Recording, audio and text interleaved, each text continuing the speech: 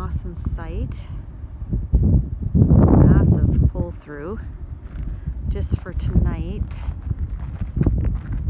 And then tomorrow we have to move to a different site for the rest of the weekend, which is why we're staying connected for the night.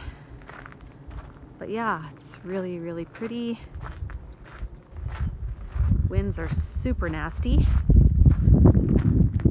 Glad to be off the road today. Been a bit of a stressful drive.